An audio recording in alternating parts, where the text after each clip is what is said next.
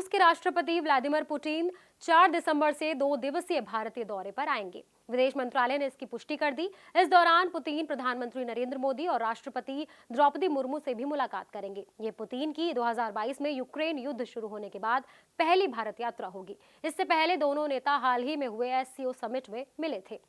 विदेश मंत्रालय ने बताया कि पुतिन प्रधानमंत्री मोदी के बुलावे पर भारत आएंगे और 23वें भारत रूस वार्षिक समिट में हिस्सा लेंगे।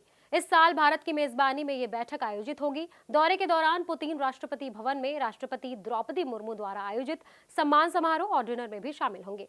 एमईए के मुताबिक इस दौरे में दोनों देशों के बीच स्पेशल और प्रिविलेज्ड स्ट्रेटेजिक पार्टनरशिप की समीक्षा की जाएगी और क्षेत्रीय और वैश्विक मुद्दों पर बातचीत भी की जाएगी और विचार भी साझा किए जाएंगे। भारत रूस से अतिरिक्त S-400 सतह से हवा में मार करने वाली मिसाइलें प्रणाली खरीदने पर विचार कर रहा है। ऑपरेशन सिंदूर के दौरान ये मिसाइलें बेहद प्रभावी साबित हुई।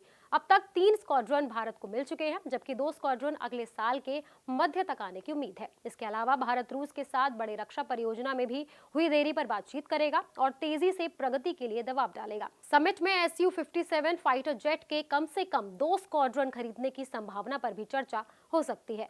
रूस ने भारत को कच्चे तेल की खरीद पर अतिरिक्त छूट देने की पेशकश भी की है। ये कदम इस वजह से उठाया गया क्योंकि अमेरिकी प्रतिबंधों के बाद भारत का तेल खरीदने का स्तर कम हुआ है। समिट में रूस यूक्रेन युद्ध के लिए संभावित शांति रोड मैप पर भी चर्चा हो सकती है। प्रधानमंत्री नरेंद्र मोदी लगातार युद्ध को जल्द खत्म करने और शांति स्थापित करने की बात कर चुके हैं। फरवरी 2022 में रूस यूक्रेन युद्ध शुरू होने के बाद ये पुतिन का भारत का पहला दौरा होगा। उनका पिछला दौरा दिसंबर 2021 में सालाना समिट के लिए हुआ था।